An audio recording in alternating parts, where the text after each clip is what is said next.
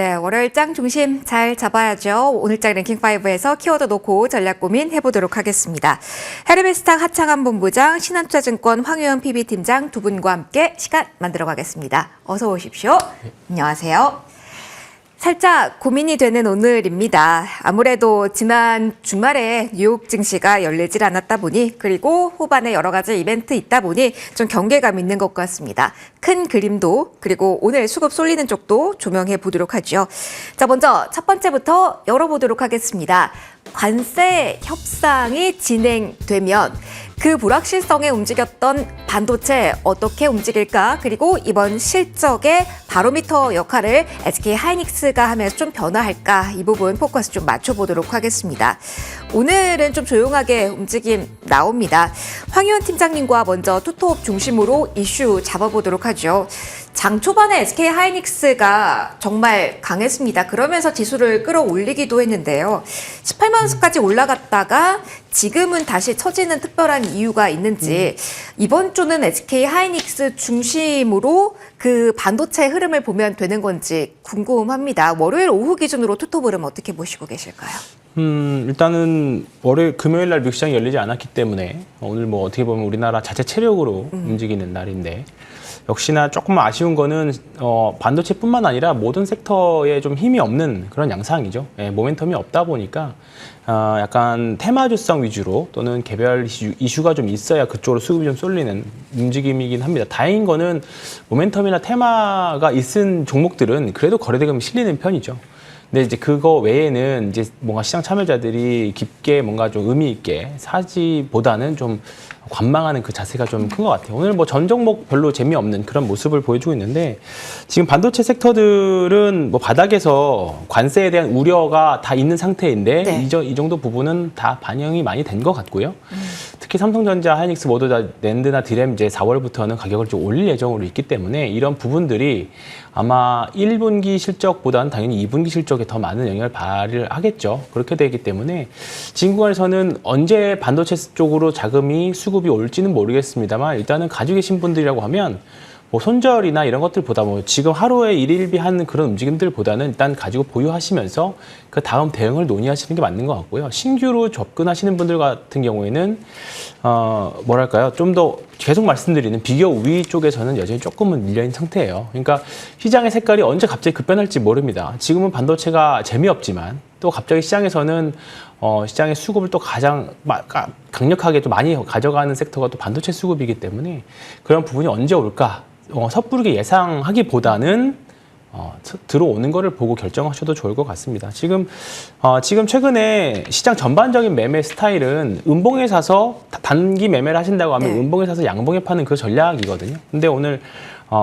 일단 오늘 다 양봉이 나고 있어요. 그리고 몇몇 일부 반도체 관련 섹터들, 뭐 AI와 관련된 AI 소프트웨어와 관련된 종목들, 온 디바이스 AI와 관련된 종목들을 좀 일부 시세들이 좀 나오고 있는데 일단은 지금은 트레이딩 정도만 움직이는 거고 큰 틀에서는 아직 큰 의미가 없는 양상이다. 그렇게 보시면 되겠습니다. 그럼 일단은 우리가 관세 불확실성 속에서 팀장님 최악의 수치는 받고 최악의 시나리오는 이미 경험을 한 상태에서 이게 다 반영된 상태에서의 반도체주라는 가정은 제가 해도 될까요? 네.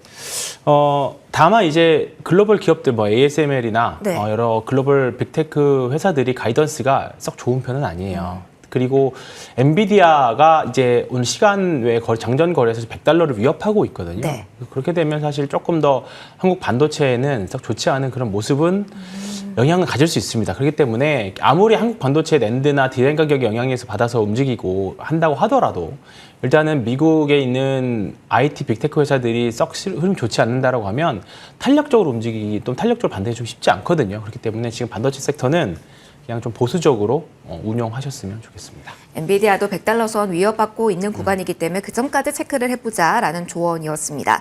실적으로 조금 더 이어가 볼게요. 하창한 본부장님, 그러면은 관세에 대해서는 최악을 이미 반영한 상태라고 한다면 저희가 이제 볼 거는 내부적인 실적일 것 같은데 SK 하이닉스가 내놓는 그림은 좀 다를까요? 그동안 만약에 SK 하이닉스가 시장 때문에 빠졌다고 하면 삼전 잠정 실적 보면 꽤 괜찮았잖아요. SK 하이닉스 역시 예상 하회일 리 없다. 뭐 보합이나 아니면 상회다라는 시나리오도 많이 가지고 계실 것 같은데 여기에 포커스 맞추는 전략 어떻게 보세요?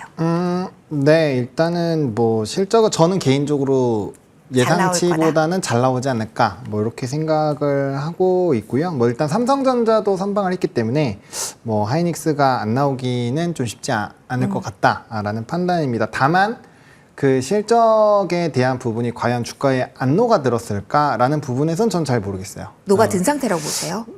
저는 그렇게 생각을 하고 있습니다. 왜냐하면 사실 하이닉스가 실적이 좋았던 게 이번이 처음이 아니고 네. 이전에도 이미 좋은 상황이고 그게 반영이 되어 오고 있었던 부분이잖아요. 그러면은 그게 실적에 반영이 안 됐다라고 한다면 정말 우리가 예상한 것보다 엄청나게 실적이 잘 나와줘야 된다고 저는 생각을 하거든요. 근데 사실상 지금 시점에서 그게 가능할까라는 부분에서 좀 물음표고 또 이제 반도체는 좀 억울한 산업 중에 하나라고 저는 생각해요. 왜냐면 TSMC 같은 거 보세요. 실적 엄청 본 실적 할 때 잘 나왔지만 주가 빠졌잖아요. 그런 거 보면은 여기 왜 이렇게 냉정하지? 약간 이런 생각이 드는 거고 그만큼 이제 시장의 기대감이 전반적으로 높아졌다라는 걸 우리가 인지를 하고 있어야 될 것 같습니다. 그러면은 뭐 투자 매력도가 없는 거 아니냐 뭐 이렇게 또 생각하실 수 있는데 그건 아니죠. 일단은 분위기 자체가 계속 좋은 상황을 유지하고 있다라는 거 그리고 관세로 인해서 좀 최악을 지났다라는 거는 저는 개인적으로는 이런 정치적인 그런 부딪힘에서는 최악을 넘어갔다라고 보고 있고요. 기업의 실적에서 관세에서의 영향은 아직 제대로 확인을 못했잖아요. 그렇기 때문에 그 변수를 좀 잘 봐야 될 것 같아요. 그래서 저는 이번에 실적이 잘 나온 것보다 향후 실적에 대한 가이던스가 상당히 중요한데 그거에 대해서 사실 불확실성이 크다 보니까 미국 기업들에서도 가이던스 제공을 안 하는 기업들이 있잖아요. 그러면 지금은 이제 우리가 수출입 데이터나 이런 쪽으로 봐야 되는데 다행스럽게도 금일 발표된 수출입 데이터를 봤을 때는 반도체에 대한 분위기가 나쁘지 않았고 나머지 뭐 15대 품목은 다 박살났는데 반도체만 좋았잖아요. 그게 무슨 신호가 될까요? 어쨌든 관세에 대한 불확실성 속에서도 반도체는 괜찮았다. 그러니까 뭐 자동차 뭐 이쪽은 흔들리더라도 반도체는 괜찮을 것이다라는 가정도 살짝 하시는 것 같아요. 일단 대미 수출이 줄었지만 그렇긴 하죠. 네, 유럽 쪽이나 뭐 기타 쪽은 늘었잖아요. 그러니까 그런 걸 봤을 때 어쨌든 뭐 레거시에 대한 부분 그리고 일시적인 IT 세트 효과 뭐 이런 것들로 봐야 될 것 같은데 중요한 거는 이제 5월 달에 나온 수출입 데이터일 것 같아요.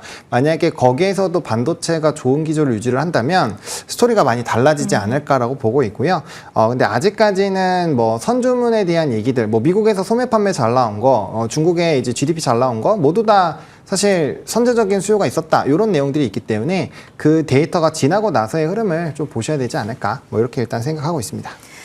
나오는 수치보다는 가이던스를 보고 그리고 이번 달 4월보다는 5월 수출입 데이터를 봐야 된다라는 이야기 해주셨습니다. 맞아요. 반도체에 대해서 유독 냉철한 시장 분위기가 좀 이어지고 있는 것 같네요. 뉴스에 민감하니까요. 저희도 계속 이쪽 보도록 하겠습니다. 그리고 뉴스에 무언가 너그러웠던 쪽을 좀 조명을 해볼까요? 저희 두 번째 키워드는 조선 쪽 이야기를 해볼 겁니다. LNG 키워드도 이야기를 하겠지만 오늘 전반적인 조정 이야기도 해볼게요. 황 팀장님, 저는 사실 오전장 보면서 궁금했던 부분이 지금 굉장히 시장이 조선에 대해서는 긍정적으로 많은 평가를 하잖아요. 뭐 부담스럽다 해도 올랐고요. 근데 오늘 초반에는 프로그램으로 바스킷 형태로 조선주를 많이 팔고 있어서 이게 실적 본격적으로 앞두고 뭔가 정리되는 신호인가라는 생각이 들어서 이전의 파란불과는 다르게 봐야 되는지 궁금하더라고요. 지금 상황 어떻게 볼까요? 뭐 그렇게 생각은 아직 하기엔 좀 이른 것 같습니다. 아직도 이뤄요? 그 초기일 수도 있지만 네. 그 어차피 꼭지는 나중에 사실 후행적으로 우리가 대응을 해야 되는 부분들이긴 합니다만 아직 이 정도의 하락을 가지고 우리가 추세가 꺾였다 또는 조선업 자체가 좀 이제부터는 꼭지다 소위 말하는 꼭지다 그런 말을 하기에는 아직은 저는 좀 이른 것 같습니다. 소위 말해서 단기 매매하기에는 음봉에 사서 양봉에 팔기에는 좋은 어떻게 보면 좋은 위치일 수도 있고요. 지금이요? 네. 그렇기 때문에 오늘은 다른 섹터 일단 뭐 반도체 섹터가 상대적으로 강하기 때문에 좀 일시적으로 좀 차익 실현의 단기 수급들이 좀 움직이는 그 정도라고 볼 수 있지. 사실 지금 대장주 역할을 하고 있는 현대중공업이라던가 그다음에 엔진 쪽에서 현대마린엔진 이런 종목들을 보시면 그냥 고점에서의 약간 뭐 그냥 일반의 그냥 하루에 등락이 있는 그냥 그 정도 날인 것 같습니다. 특별한 없는 그런 날인 것 같습니다. 특별하게 악재가 있는 것도 아니고요. 그렇기 때문에 지금 특히나 이제 엔진 같은 경우에는 이제 중국 쪽에서 수주가 나오기 시작했거든요. 네. 예, 그렇기 때문에 한 단계 밸류업도 기대를 해볼 수 있는 국면입니다. 예, 그렇기 때문에 조선은 뭐 조금 오늘은 아쉽지만 뭐 매일 올 수 없으니까 이게 아직까지는 그냥 지켜보시면 좋을 것 같습니다. 단기적으로의 트레이딩도 가능하다로 정리될까요? 워낙 실적을 앞두고 실적 이후에 세론이 심화됐고 그 전부터 움직임이 있었던 쪽이 항상 조선이지 않았나라는 생각을 많이 하실 것 같아서요. 세론으로 나왔으면 갭이 좀 많이 호재가 나오고 갭이 상승한 상태에서 위에서부터 좀 나와야 세론다운 세론이고요. 아니면 또는 거래량이 좀 많이 나와야 되는데 오늘은 전형적인 뭐 주가 고가 움직임에서 그냥 일반적인 날이라고 봅니다. 그래서 걱정할 필요는 없다라는 이야기 해주셨습니다. 워낙 이쪽 궁금하실 것 같아서요. 하창헌 본부장님도 지금 오늘 전반적으로 약간 주춤하는데 걱정할 필요 없다라는 스탠스이신지 궁금합니다. 워낙 실적 앞두고 있는 상황에서 이게 기회일까? 보유자분들 또한 많은 고민을 하실 것 같아서 본부장님만의 팁은요? 네, 저는 주가가 만약에 실적 발표 이후에 좀 더 떨어진다면 전 좋은 기회가 될 거라고 생각을 하고 있습니다. 이제 실적이 사실 이 산업이 헤비테일 산업이잖아요. 그래서 네. 이번에 무조건 엄청 잘 나온다라는 보장은 없거든요. 근데 그럼에도 불구하고 왜 너는 롱 포지션을 잡냐고 물으신다면 네. 저는 개인적으로 이제 국제해사기구에서 힌트가 있는 것 같아요. 그러니까 국제해사기구에서 환경에 대한 이제 규제가 확정이 됐고 27년도부터 이제 탄소세를 부과를 하거든요. 근데 그게 트럼프 대통령 때문에 우리가 많이 올랐는데 그거랑 정반대라서 이게 수혜가 될까도 물음표긴 해요.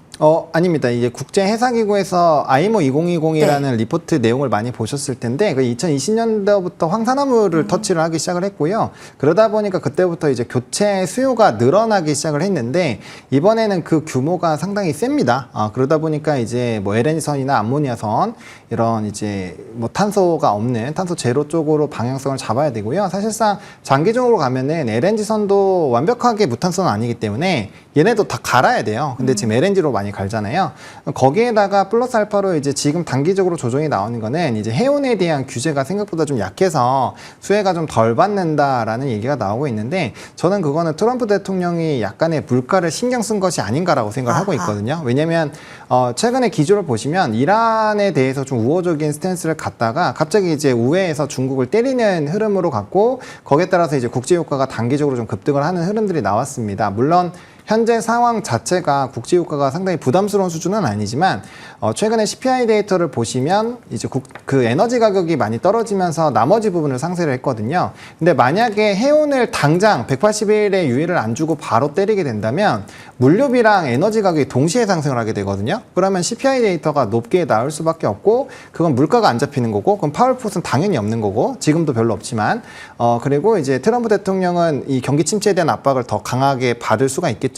그래서 그런 데이터를 한 번에 부과를 안 하려고 저는 이제 기간에 좀 시차를 만들어낸 것이 아닌가라고 보고 있거든요. 근데 장기적으로 보면은 어쨌든 간에 그 중국 선사에 대한 규제를 하는 것 자체도 우리나라에겐 수혜고, 네. 국제해사기구에서 하는 것도 그럼 중국 선사에서 어쨌든 만들면 이제 운임비가 늘어나니까 그거 안 만들면은 결국엔 우리나라로 와야 되는데, 재생에너지선 만들 때가 우리나라밖에 없어요. 결국엔 수혜는 수혜라는 거죠. 대신에 그 시계열이 조금 넓어졌다? 그 정도로 보시면 좋을 거기 때문에 저는 그 기간 때문에 만약 기간이 좀 뒤로 딜레이 되는 걸로 인해서 주가가 하락을 한다라고 한다면 요거는 이제 조선주를 다시 재진입하거나 아니면 신규 매수 하시려는 분들에게는 좋은 기회가 되지 않을까 이렇게 생각을 하고 있습니다. 신규도 계속 고려하고 계실 것 같은데 저희 오늘 여기서 원픽이 있습니다. 그래서 질문을 좀 드려볼게요.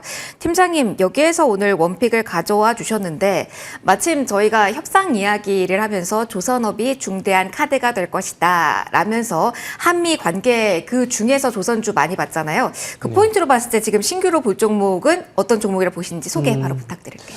뭐 앞서서 관련 뭐 암모니아 엔진부터 시작해서 네. 말씀 많이 해주셨는데요. 지난주에 이제 관련해서 이제 친환경 선박에 대한 수요가 이제 본격적으로 나올 게 이제 오랜만에 정말 오랜 시간에 걸쳐서 통과를 했습니다. 이제 강제로 탄소 규제가 들어가기 때문에 친환경 선박에 이제 발주가 더 많이 늘어날 건데요. 그 선박에 들어가는 엔진을 만드는 회사들이 결국은 우리나라에 많이 있죠. 네, 그렇기 때문에 대표적으로 뭐 현대중공업 안에 있는 엔진 사업부가 될 수도 있고요. 또는 지금 말씀드린 현대마린 엔진 보시면 좋을 것 같습니다. 현대마린 엔진이요? 네. 그리고 이제는 많이들 아시겠지만 이제 중국에다가 발주를 한 선사들도 엔진은 한국 거 써라라는 따로 주문이 있을 정도죠. 네, 그렇기 때문에 그 양쪽에서 이제 수혜를 받을 수 있는 게 엔진 사업부, 엔진과 관련된 종목이라고 보시면 되겠습니다. 기다렸던 그 수주가 2주 전인가 나왔어요. 현대마린 엔진으로 중조선사에서 현대마린 엔진 쪽으로 이제 수주가 나오기 시작했기 때문에 이런 부분들을 우리가 앞서서 생각해놨던 그 수주에 대한 그런 부분들이 이제 실제 수주로 나오고 있는 과정입니다. 그렇기 때문에 오늘같이 음봉인 날에 한번 잘 공략해 보시면 좋은 결과가 있을 걸로 예상하고 있습니다. 오늘 사실 하나 엔진 실적을 예고하고 있는데요. 팀장님 요것만 짧게요. 네. 엔진 쪽에서 어떻게 실적 나오는지 한 번 더 확인하고 그리고 LGD 현대 마린 엔진 보는 게 좋을까요? 아니면은 이 종목이 훨씬 더 비교 우위에 있다라고 보실까요? 아닙니다. 지금 뭐 비교 우위로 보면 마린 엔진이 훨씬 더 좋은 상태이기는 하죠. 근데 뭐 실적이 잘 나오면 하나 엔진도 뭐 같이 따라서 앞서거니 뒤서거니 할 수 있기 때문에 지금은 당장에 나올 실적이 최악으로 나올 확률은 사실은 좀 매우 잦거든요. 그리고 세론으로 나온다 하더라도 그걸 이용해서 이제 매수 들어가려고 대기하는 자금들도 꽤 있기 때문에 지금은 일단은 조선 관련, 조선 기자재 관련은 좀 그래도 긍정적으로 보시면 좋을 것 같습니다. 두 분 모두 기자재, 조선 쪽 계속 긍정적으로 보자라는 이야기 해주셨습니다. 그러면은 에너지 쪽에 조금 더 포커스 맞춰서 다음 키워드 보도록 할게요. 오늘 실적에 따른 변동성 있는 전선 좀 볼 거고요. 금요일장에 이어서 태양광도 움직임 나옵니다. 전반적으로 정책 드라이브로 어디까지 갈 수 있을지 이 그림까지 그려보도록 하겠습니다. 하창원 본부장님, 저희 전선 쪽 실적을 볼게요. 사실 이쪽 좋을 거다, 괜찮을 것이다 라는 생각이 있었는데 이제 계속 나올 건데 LS 일렉트릭이 오늘 오전에 첫 타자였습니다. 일단 좀 흔들림이 4%까지 나왔다가 지금 절반 정도는 줄인 상태이긴 한데 실적 이후에 반응도 그렇고요. IR이 내일이다 보니까 오늘 어떤 의사결정을 해야 되는 건지 전선을 어떻게 해야 되는 건지 이거 궁금하실 것 같아요. LS 일렉트릭 나온 수치와 함께 지금 반응 어떻게 보고 계실까요? 네, 일단 LS 일렉트릭이 변압기 쪽에서는 대장 종목은 아닙니다. 그리고 이 종목의 실적이 사실 다른 종목군들 대비했을 때 잘 안 나와서 초과 변압기에서는 주가의 탄력도가 많이 차이가 나요. 이제 그거는 한 2년, 3년 차트 비교해 보시면 답이 나옵니다. 네. 네, HD 현대 일렉트릭보다 정말 어마어마하게 못 올라왔는데 그거는 이제 결과적으로 실적 때문이에요.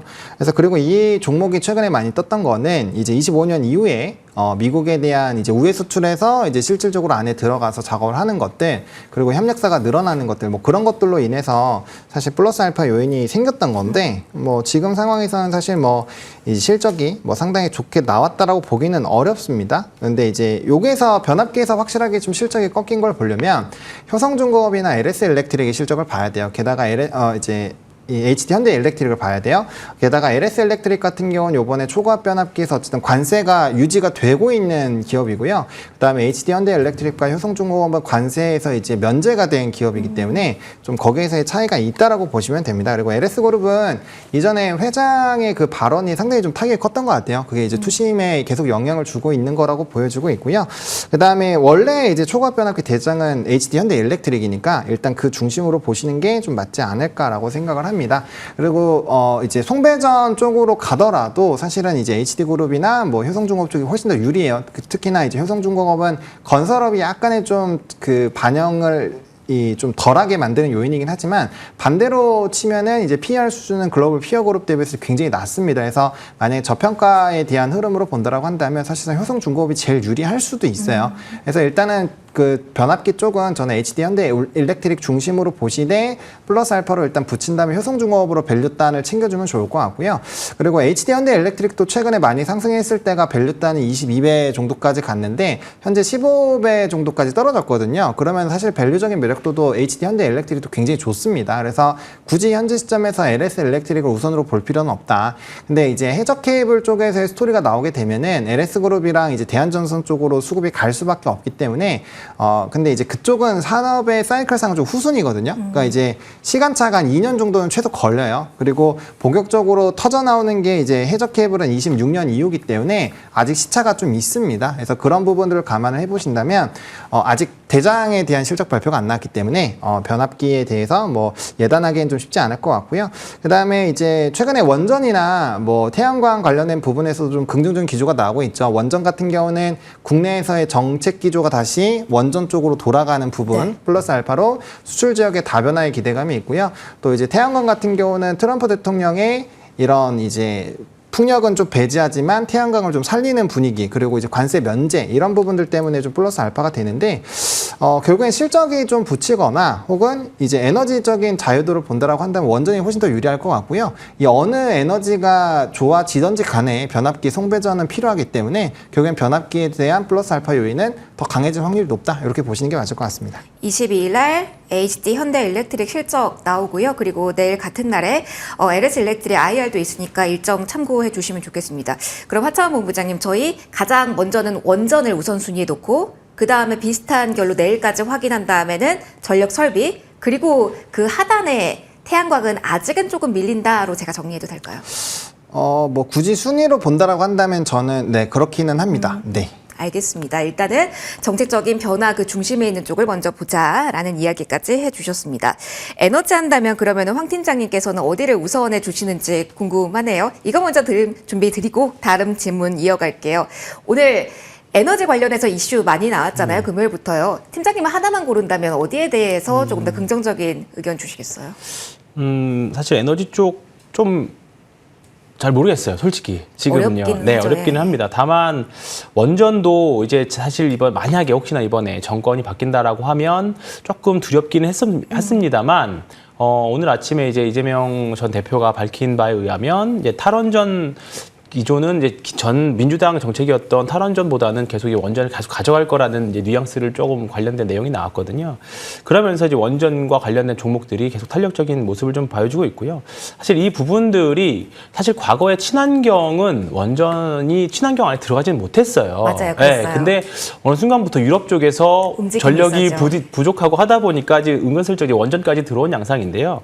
어쨌든 간에 지금 주가만 본다라고 하면 원전 쪽은 일단은 중립 정도는 되는 것 같습니다. 그리고 이제 우리나라 기술 수출과 이런 관련된 부분들이 앞으로 조금 더 나온다라고 하면 원전은 다시 시장에서는 주도 섹터로 갈 수 있다라고는 보는데 아직까지는 물음표를 가져가야 될 것 같고요. 그 외에 신재생 쪽에서 본다라고 하면 당연히 지난번 말씀드렸던 것처럼 태양광 쪽이 가장 좋을 것 같습니다. 신재생 쪽은 신재생 안에서 뭐 풍력도 있고 나머지도 있지만 여전히 효율적인 부분이라던가 투자 부분 이런 부분들이 상대적인 규모가 좀 작은 거에 반해서 그리고 기술력도 뭐 계속 좋아지고는 있습니다만 효율이 여전히 낮은 편이거든요. 근데 태양광 쪽은 이제 실리콘에서 태양 전지로 넘어가는 이제 그런 과도기적인 관계에 있습니다. 그리고 과거에 우리가 처음에 전기차 나왔을 때 우리가 어떤 상상을 했었냐면 전기차 위에다가 태양 전지를 붙이면 맞아요. 달려가면서 충전할 수 있는 거 아니야라는 그런 상상까지 했었거든요. 근데 그게 한 10여 년 전의 일이에요, 사실. 10년도 더 오래됐나요? 넘었습니다. 네. 근데 생각보다 효율이 안 나왔었죠, 그런 부분들이. 근데 이제 기술이 발전하면서 이제 페트로스카이트라는 이제 신제품이라고 해야 될까요? 그런 이제 새로운 신기술이 좀 개발이 되면서 효율이 굉장히 좀 많이 높아져 있는 상태입니다. 아직까지도 이게 상용화까지는 좀 시간이 멀지만 이제 기술력이 점점 발전하면서 이런 우리가 더 상상이 조금 더 현실화에 다가온 그런 부분들, 그리고 우리나라의 뭐 하나 솔루션이라든가 이런 네. 부분들은 미국에서 가정용 주택에서는 모듈 1위 하고 있는 것도 알고 있고, 하나 솔루션 같은 경우에는 아직은 뭐 기초화학이 조금 아쉽지만 태양광 쪽에서 의미 있는 숫자를 계속 내고 있기 때문에 그런 부분 한번 기대해 볼 수 있고, 좀 주가도 바닥에서 이제 또 올라가는 그런 부분들이기 때문에 태양광 쪽도 좀 관심 갖고 보시면 좋을 것 같습니다. 저희가 에너지 마지막으로 봤을 때 정책 이야기가 좀 묻었습니다. 네. 정책에 관해서 요즘 포커스가 많이 맞춰져 있죠. 그래서 정책을 또 다른 키워드로 저희가 빼서 준비를 했습니다. 말 그대로 정책주 춘추 전국 시대입니다. 그래서 궁금합니다. 봐야 된다면 어떤 포인트로 봐야 될지 좀 이야기를 나눠보도록 할게요. 하창한 본부장님, 사실 전통적인 정책 이 선거 시즌 본다면 저희가 뭐 일자리, 저출생 이런 위주로 많이 봤잖아요. 근데 이번 시즌에는 조금 더 특징적인 부분이 AI에 대한 탄력이 강하다라는 점, 그리고 오늘 세종 관련된 테마가 움직인다는 점이 좀 특징적인 부분이거든요.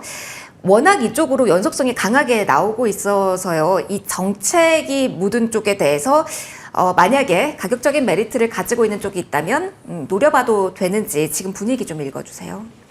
가격적인 메리트가 있는 종목은 전 개인적으로 없다고 봅니다. 건설이나 뭐 이쪽 좀 많이 내린 쪽도 그런가요? 네, 뭐 새롭게 뭐 공식적으로 이제 이쪽을 좀 뭔가 코멘트가 나오거나 아니면은 회사를 방문한다거나 그런 이슈가 나오면 모르겠지만 안 나오면은 크게 뭐 움직임이 나올 만한 게 없다라고 보고 있고요.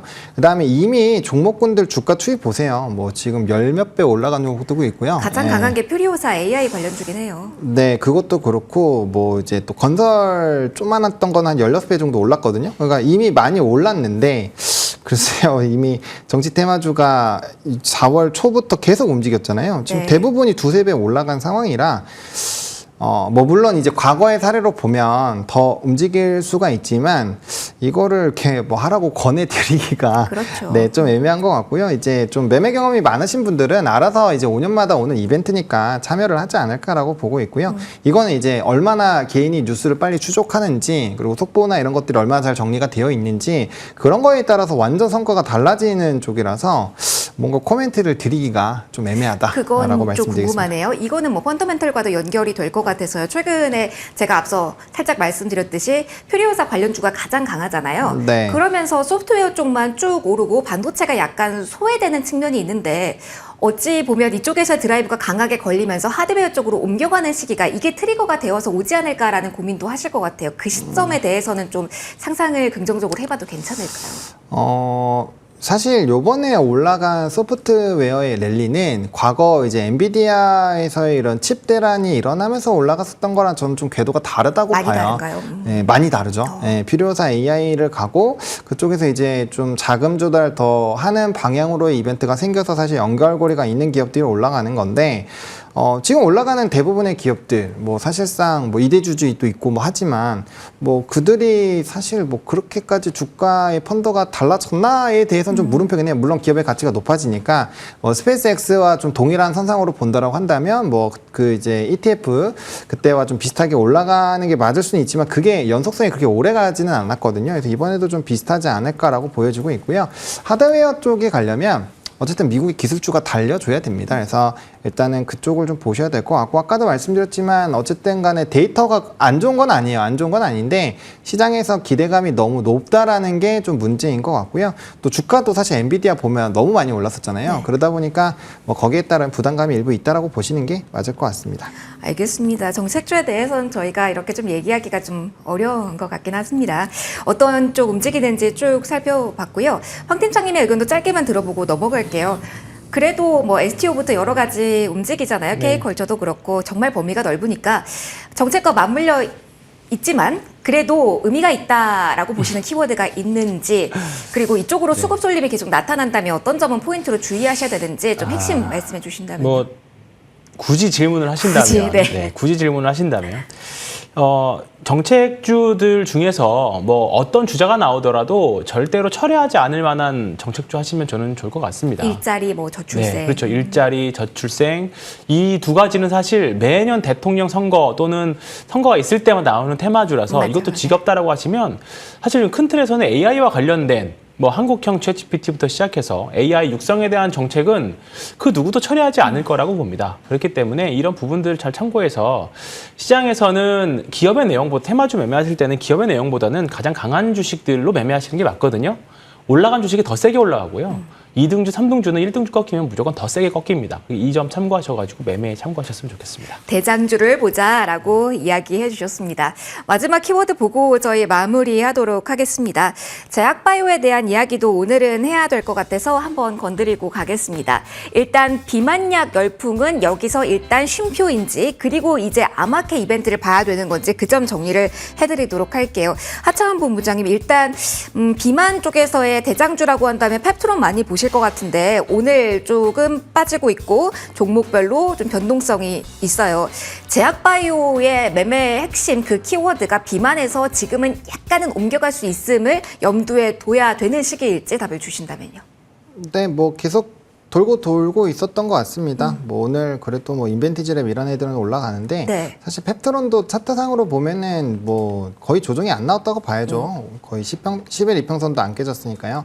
근데 이제 뭐 비만 쪽이 좀 강하게 트리거가 생긴 거는 뭐 아시는 것처럼 11112 이슈가 있다라고 보시면 좋을 것 같고 이번 주 금요일에 이제 AACR이 있으니까 당연히 그와 또 연관되어 있는 이슈가 있거나 혹은 뭐 기술 수출이 하는 기업이 나오면 그쪽으로 좀 수급이 옮겨가지 않을까라고 생각을 합니다. 그래서 좀 이슈를 이것도 좀 빠르게 추종을 해야 될 것 같고요. 근데 이제 기존에 가던 종목군들이 좀 확실하게 꺾이는 이슈가 발생을 하면 또 주의를 해봐야 되겠지만 아직까지 좀 살아있기 때문에 요거에 대한 좀 무게중심을 옮기는 거는 좀 신중하게 해보실 필요는 있지 않을까 이렇게 생각을 합니다.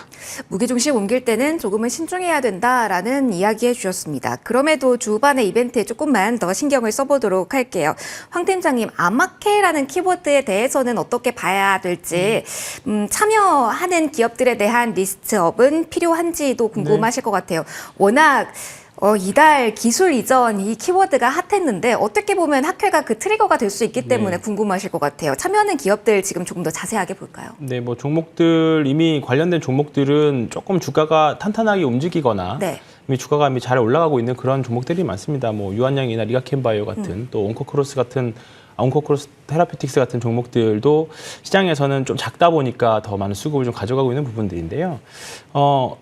비단 이번 아마케만 보실 건 아니라고 봅니다. 많은 지금 우리나라 빅테크 회사들이 올해 분기에 하나 정도씩은 계속 라이센스 아웃을 기대를 하고 있기 때문에 어떤 한 기업이 한번 기술출을 하고 나면 그 영향도 조금 있을 수도 있고요. 그리고 지금 올라가는 주식들은 다 그 정도의 잠재력을 다 갖고 있는 회사들입니다. 그렇기 때문에 지금 금리만 인하 쪽으로 조금만 더 빨리 된다라고 하면 네. 트리거는 충분히 될 수 있을 것 같거든요. 다만 이제 금리 인하가 이제 5월 달에 금리 인하를 하는 거 아니냐라는 전망이 한 2, 3주 전까지만 해도 있었죠. 근데 좀 많이 변했어요. 지금은 또 다시 변했죠. 네. 이런 부분들은 또 반대로 상황이 바뀌면 또 금리 인하하는 거 아니야 또 바뀔 수 있습니다. 이 부분 금리에 대한 전망을 지금 섣불리 누구도 할 수 없는 구간이기 때문에 굳이 우리가 그걸 금리 인하 전망을 보고 예상해서 분석한다고 한들 맞춘다는 보장도 없고요. 그렇기 때문에 지금 구간에서는 기조는 맞잖아요. 향후에 언젠가는 내린다. 이 부분은 맞기 때문에 그런 관점에서 본다라고 하면 일단은 지금 제약바이오는 계속적으로 투자하시기에 좋은 시기 아닐까 생각합니다.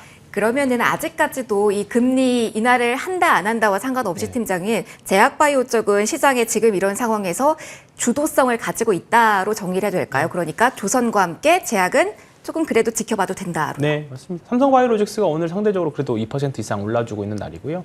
뭐 빅테크, 바이오텍들은 오늘 조금 상대적으로 재미는 없습니다만 그렇다고 이게 주식이 안 올라간다고 해서 뭐 추세를 깨거나 그런 양상은 아니죠. 예, 그렇기 때문에 오늘은 전일 미국 시장 휴장에 따라서 조금 매기가 좀 약한, 시장 전반적으로 매기가 약한 그런 날입니다. 그렇기 때문에 오늘 잘 골라보시는 날이면 좋을 것 같습니다. 알겠습니다. 잘 골라볼 수 있다라고 이야기해 주셨습니다.